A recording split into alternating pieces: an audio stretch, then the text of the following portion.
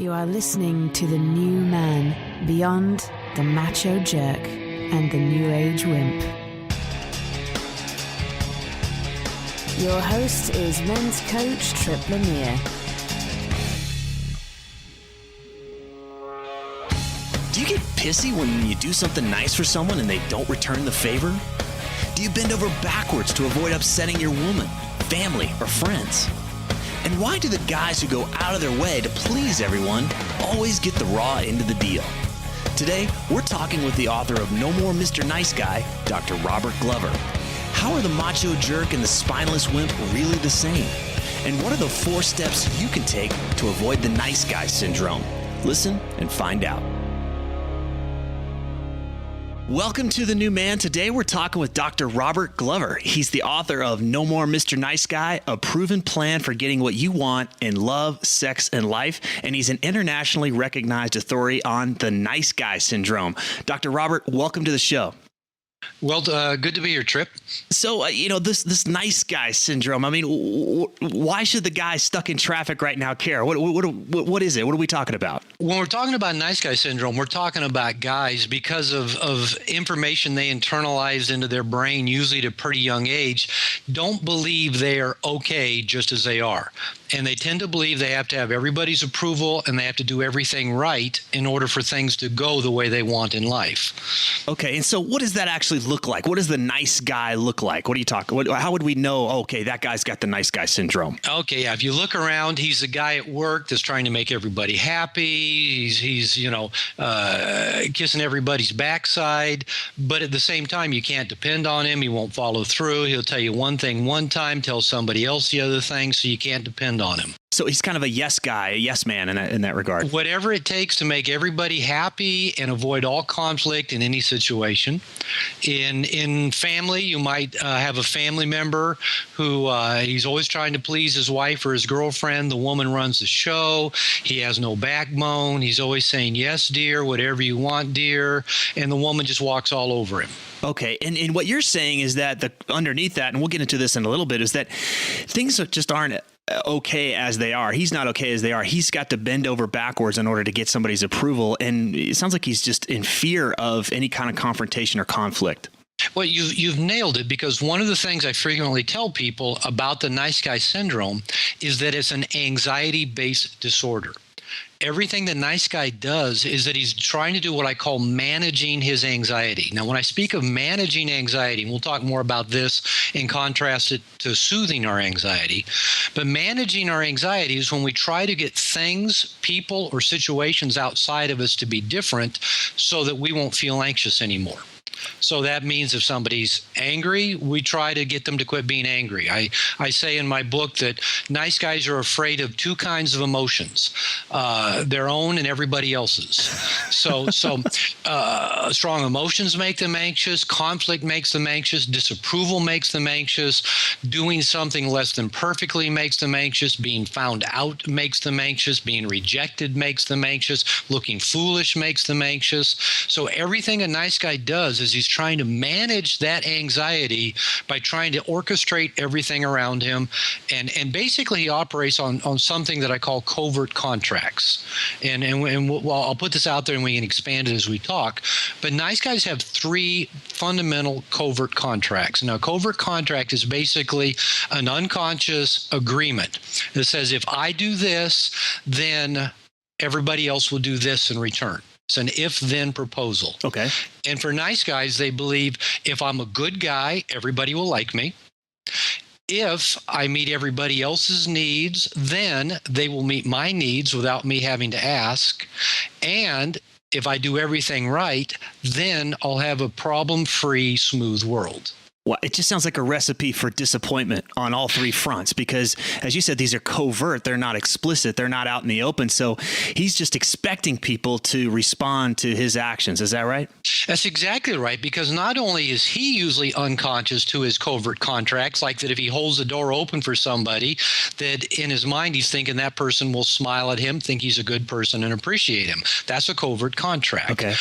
Now, the other person doesn't know that was expected of them either. The door was just held open and they walked through it. They didn't know that guy was expected to be thought of well for doing that. Right. Okay. Right. Now, if you manifest that in every aspect of life, all the way from work and career to interpersonal relationship to just living up to your full potential and passion in life, these covert contracts put a lid on everything.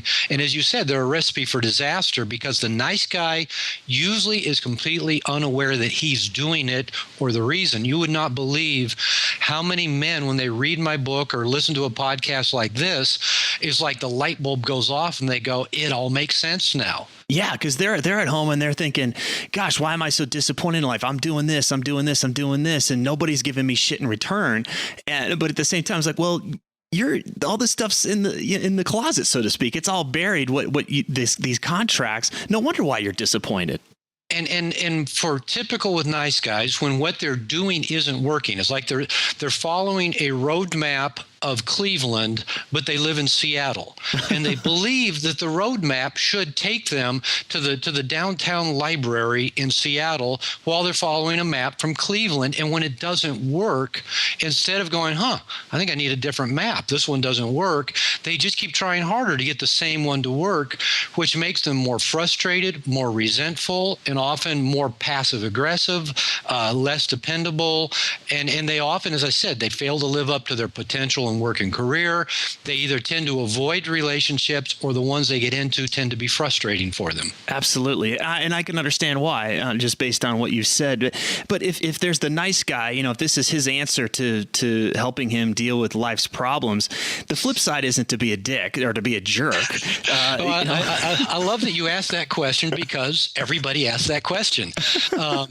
So, people will say, well, why would you write a book and call it No More Mr. Nice Guy? Why would we want to teach men to be not nice? In other words, why would we teach men to be a jerk? Yeah. And so people often ask me the question, and I think they often know enough to realize that maybe I'm teaching something other than men becoming jerks. But for the nice guy themselves, actually, everybody else that sees this gets the concept quickly. Nice guys sometimes are a little bit slower on the uptake, because, again, they're so married to their roadmap, to their paradigm, to their covert contracts, that to do anything different just feels totally overwhelming. So now here's how I explain it. The jerk and the nice guy are fundamentally the same. Now, nice guys don't want to believe that, but they are, because I'm a recovering nice guy. And one of the things I always believed is that I was fundamentally different from other men.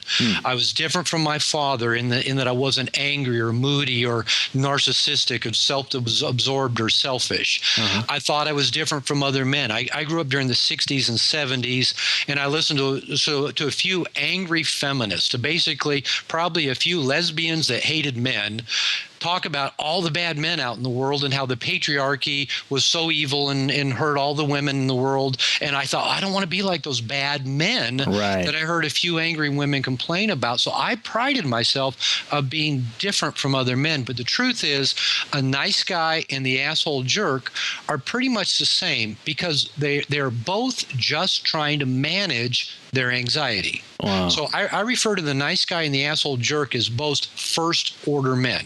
And as first order men, they're trying to manage their anxiety through one of four mechanisms. And these are the basic fight, flee, freeze, or caretake. And a lot of animals do one of those four things when they're frightened or when they're stressed or when they're anxious. So the asshole jerk, to manage his anxiety, remember, managing anxiety is trying to get things, people, and situations outside of you to be different so you don't feel anxious. He manages his anxiety by dominating people, by controlling people, by being a fighter, by being the jerk, and by scaring people into being a certain way so he doesn't have to feel his anxiety. Okay. He's actually just a scared little boy. Got it. The nice guy, on the other hand, rather than trying to be the fighter, he goes to the other side of the spectrum, and he either freezes or flees or caretakes. That is, he keeps a low profile. He stays under the radar, or he doesn't rock the boat, or he doesn't do anything that will make anybody upset, or he tries to, if somebody is upset, he tries to get them through being upset and trying to make them happy and please them. But they're both just trying to control the situation, things, and people outside of them to control their inner anxiety. Wow, this is just fascinating that they're two sides of the same coin, because I just imagine the nice guy's doing everything possible to not be the jerk. And basically that means that not being a jerk is the only roadmap he has for life. Right. And not being a jerk isn't a very good roadmap. And I'll hear when men do kind of come across what I'm teaching and they get it. Okay, yeah, I get that. I don't want to be the passive nice guy that everybody walks on, and I don't want to be the jerk, the asshole that intimidates everybody.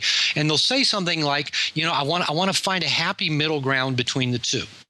And I tell them that doesn't work because I say there's absolutely no tipping point between two dysfunctional extremes. So I tell them we have to become a different kind of guy rather than this first order male that's trying to manage his anxiety by controlling the things, people, or situations outside of him. And I said we have to become what I call the second order male, or in my book, I refer to it as an integrated male. And we do that by doing a few things differently. And this is basically what I teach men in my groups and my workshops and my classes and seminars, is those four fundamental things to do different in order to be a completely different kind of guy. Wow. Okay. So, I mean, just like, obviously we're not going to transform someone into this integrated male just in 10 minutes, but what does that workshop look like? What's the high level version? How does a guy become an integrated male?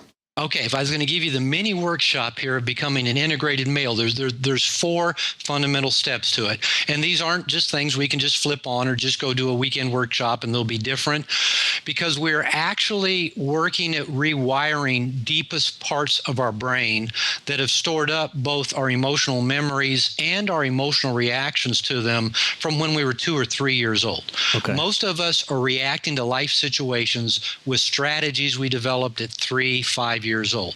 So basically, we're going to grow up. We're going to mature by doing these four things, and we're going to spend the rest of our life growing up and maturing. So the four things. Number one is consciousness. Now, consciousness, my definition of it is just the ability to be an observer of yourself in the moment.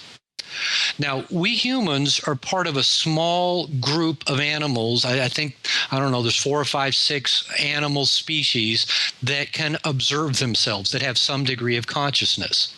Now, that means that we've developed parts of our brain that go beyond just the basic reptilian brain and the mammalian brain. We've developed parts of our brain that can actually observe ourselves. We can observe what we think. We can sit and watch ourselves thinking, going, wow, that's kind of a bizarre thing to be thinking. We can observe our feeling states. We go, I'm feeling kind of sad today. I'm feeling kind of lonely today. We can observe that. Most animals can't. They just feel and then react to their feelings. Right. We can observe our behaviors. We can say, wow, that was a pretty effective thing to do right there. Or, oh man, that wasn't very effective at all. I think next time I'll do it differently. Okay. It's that evolved frontal cortex of our brain that allows us to be conscious of ourself as we're actually living in our life. Now, what I find that most people is when they're down there in that first order place, when they're trying to manage anxiety, all they feel is anxious.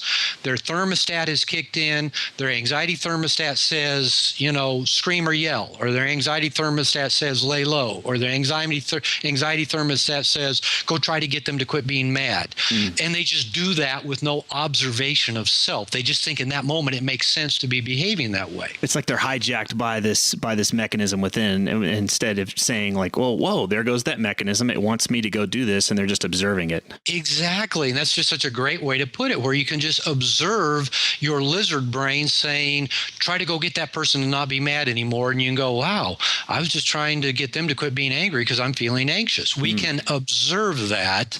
And that consciousness. Now, the more we become conscious of what some of our own lizard brain, childhood, ingrained behaviors are. For example, I know that I try to be funny to relieve my anxiety. Mm-hmm. Or I try to create order around me to relieve my anxiety, or I try to act smart to relieve my anxiety, or I try to, soothe other people's feelings to manage my anxiety.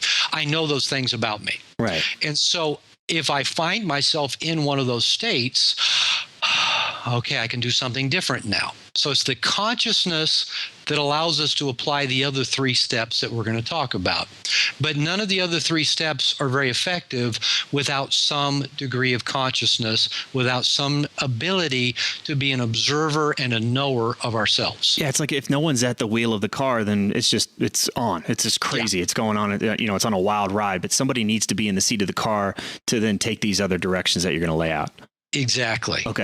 Okay, so number 1, being conscious of ourselves. Now, we won't be conscious all the time. There's a great teacher, maybe you've interviewed him, maybe you're aware of him. A guy named David Data has written the book, Way of the Superior Man. Absolutely. And I've heard him say different times, different contexts, something along the lines, you're going to lose consciousness 100,000 times a day. Just get it back 100,000 times a day. Right. So even being conscious that we're going to go unconscious is part of our evolution and part of us letting go of any kind of judgment or self-criticism that we went unconscious. We're all going to do it. Okay, just get it back. Become conscious again. Right. Okay, so consciousness is number 1. Number 2 is something called differentiation.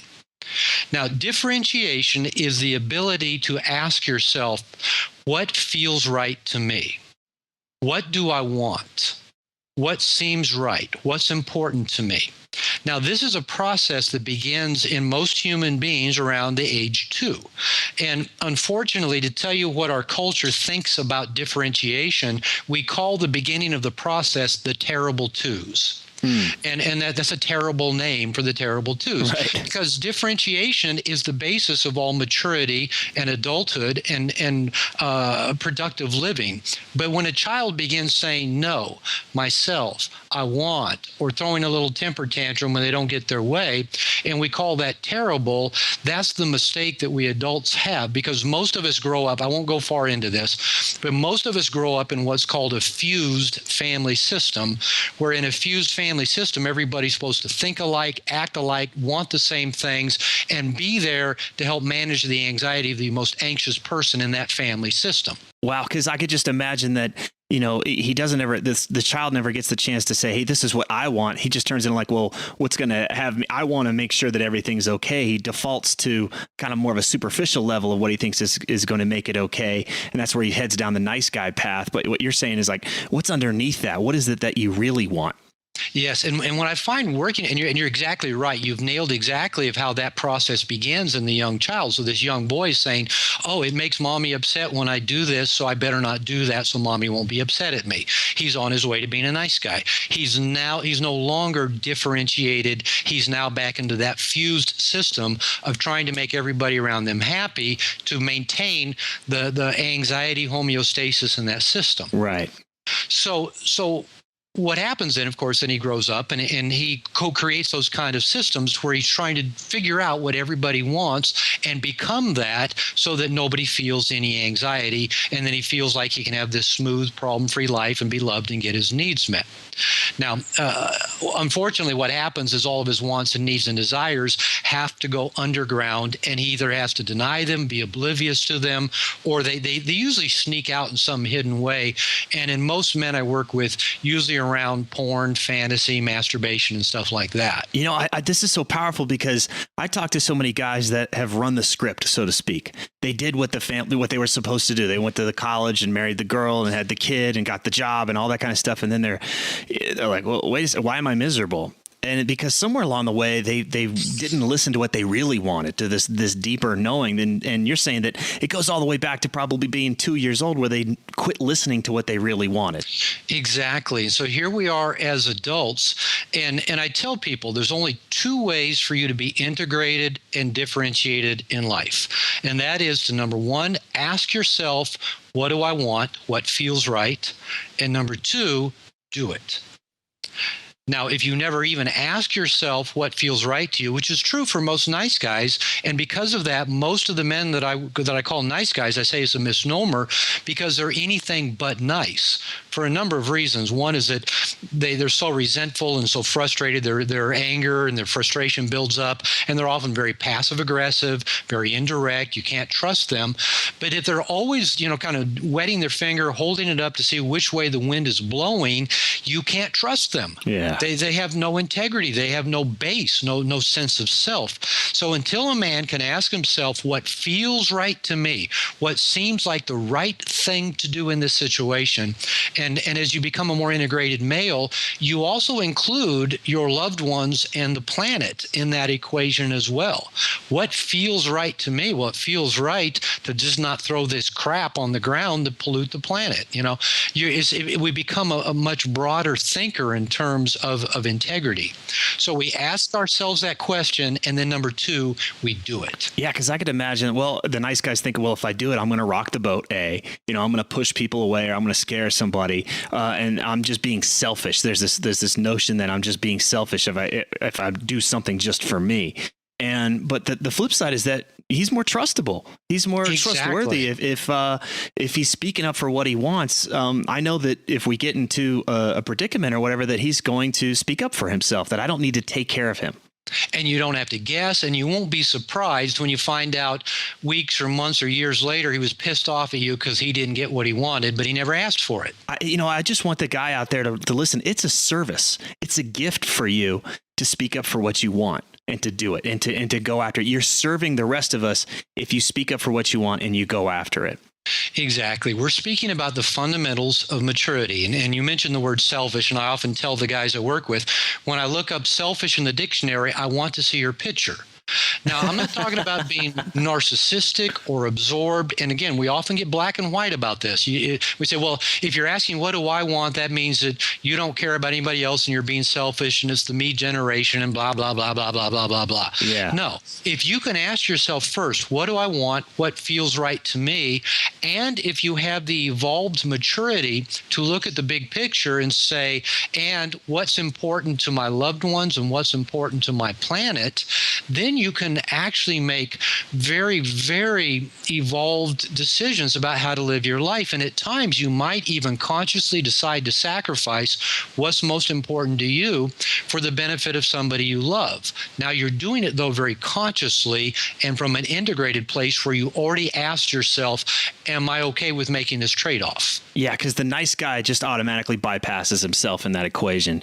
Whereas if he does it consciously, it's a, you know what, this is worth it for me. I know that I'm going to sacrifice this part for the greater good here. But the nice guy just says, screw what I want. I'm just going to do whatever it takes to keep the boat from rocking. Exactly. So if your differentiated self actually makes you a better partner, a better citizen, a better lover, because you've asked yourself first, what do I want? What feels right to me? And you have the emotional maturity to consider the well-being of the people around you as well. Beautiful. Beautiful. Okay. So then what's next on the path? Number 3 is self-soothing. Because to be able to do these things, you have to learn to soothe your anxiety from within. So differentiation really becomes powerful when you can ask yourself what feels right to you and then hold on to that even when it feels like there's pressure from outside of you to give up your stance or pressure from inside of you, i.e. through usually your own neurotic guilt and anxiety to give it up. Yeah. And I found that this whole thing around neurotic guilt always arises out of fused family systems to where you believed you had done something wrong if you didn't give everybody else what they wanted. Now, this neurotic guilt will drive us to lose our integrity and to give up our differentiated self because we don't like feeling anxious, and we act out of neurotic guilt, not because we truly have done something wrong and we truly need to change our behavior, or we truly need to make amends. Neurotic guilt is just another anxiety management tool. I don't want anybody upset at me, so I better not take that vacation after all, because people might be upset at me if I take that vacation. Right. And there's nothing wrong with the vacation. When I talk to guys and they start to implement some of this stuff in their life, they're going to be tested. They don't realize that it's not just this, the yellow brick road all the way down to the wizard. There are tests along the way, and but that doesn't mean that what they want is wrong. That's what you're saying? Yeah, exactly. Because the true definition of differentiation is when you ask yourself what feels right to you, do it, and then hold on to yourself when you're tested. Now, again, the test can come from outside of you. Sometimes the test comes from inside of you. And sometimes the test coming from outside of you, nobody's really even upset at you. It's kind of like the proverbial, the guy's in a relationship and his buddies ask him to go out and have a beer on Friday night. And he tells his girlfriend or his wife, hey, I'm going out Friday night to have beer with the buddies.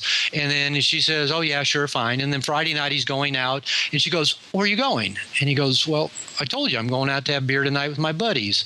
And she gets that look in her eye and she goes, oh, do you really have to go tonight? Now, the differentiated man smiles, looks her back in the eye, puts his hand on the small of her back, pulls her in gently and says, oh, yeah, I have to go out, but when I come back, it'll all be worth it. Nice. But what happens with the non-differentiated guy, he thinks the woman is saying, you're not supposed to leave, or I'm going to be mad at you if you leave, or you're going to pay a price if you leave. But the truth is she's just being feminine, and she's just feeling the loss of connection with you, or projecting the loss of connection with you and pouting a little bit. And then when you go out and you come home, she looks up from the covers and smiles and said, did you have a good time?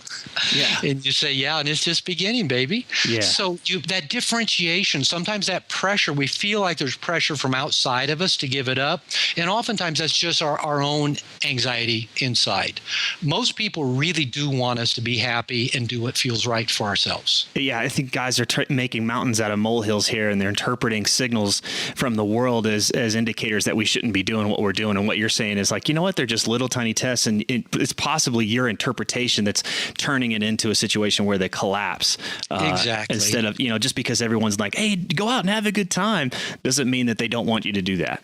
Yeah. So again, just being able to soothe yourself, and maybe in a minute we can come back and talk a little bit about some things that your listeners can do to soothe themselves in these situations. Because what I found in working with nice guys, I don't care if we're talking about work and career issues. I don't care if we're talking about dating and approaching women issues. I don't care if we're talking about being in a relationship. The topic that guys want to keep coming back and talk about over and over and over again is they'll say, hey, can we talk about that self-soothing thing again? Because again, if we can't soothe our anxiety, our only alternative is to just keep doing our old nice guy patterns as a way to manage our anxiety. Okay, got it. Okay, and then what's number 4? Number 4 is the letting go of attachment to outcome. The Buddha said, I'm paraphrasing along the lines that attachment is the cause of all suffering. And my corollary to that is attachment is the cause of all anxiety.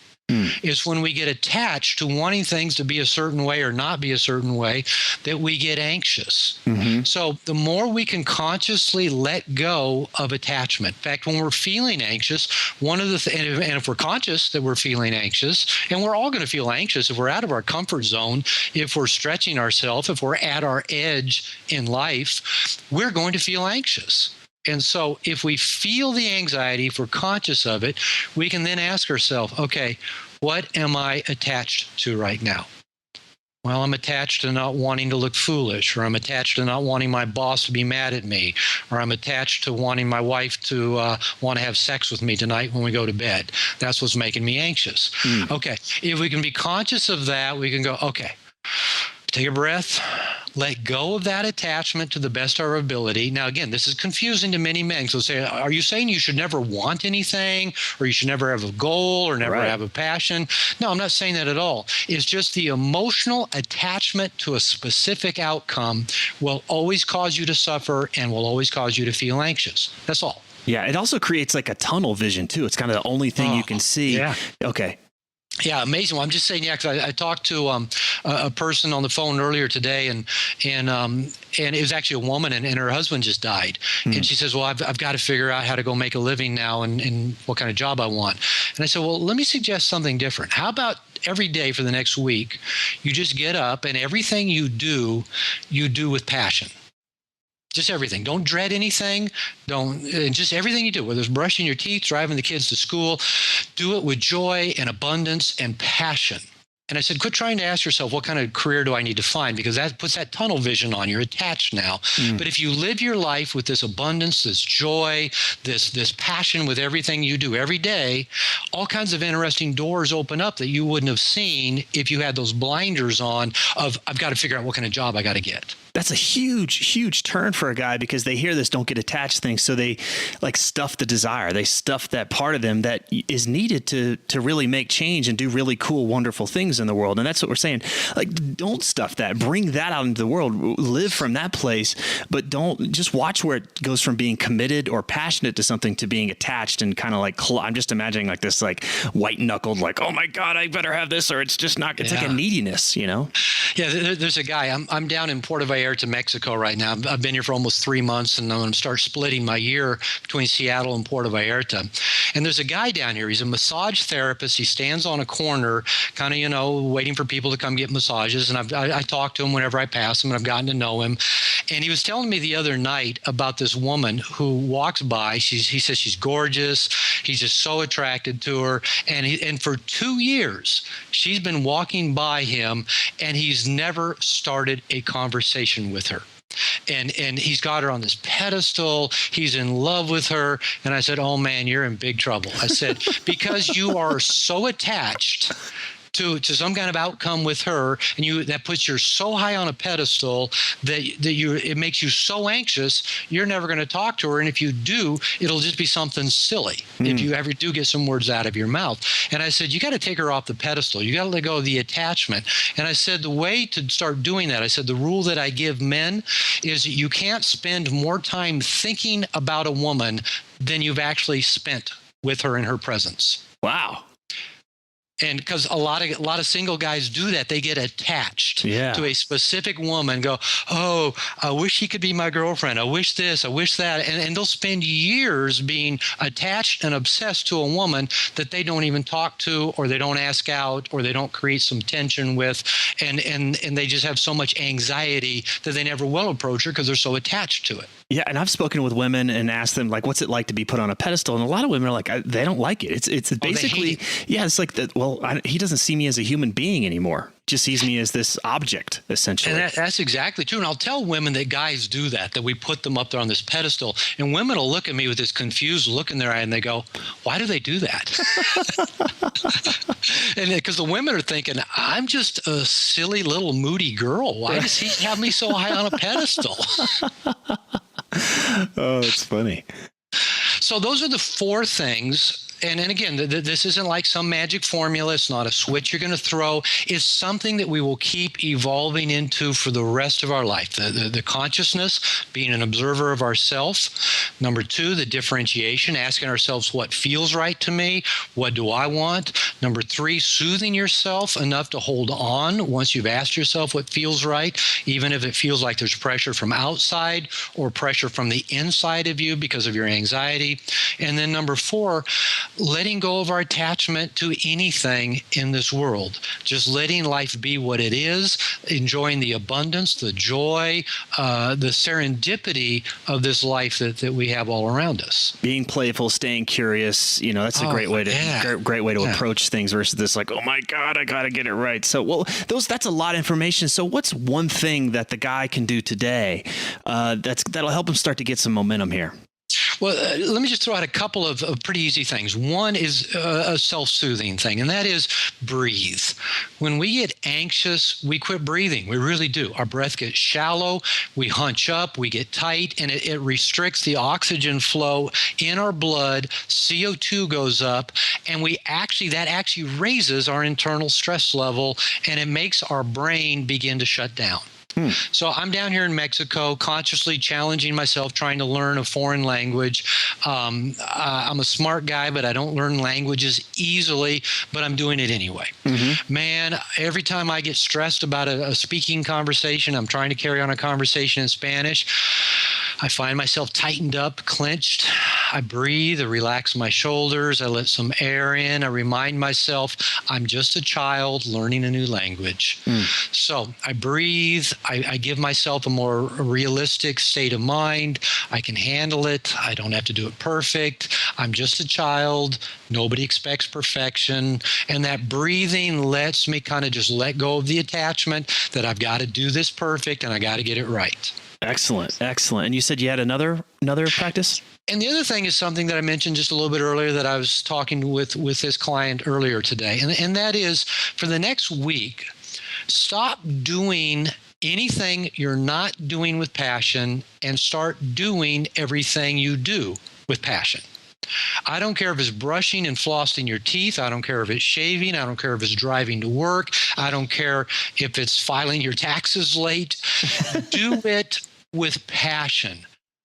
Every day when you get up, say, all right, this is going to be a great day. How am I going to live it to its fullest? Okay, I've got 7 phone sessions and an interview today.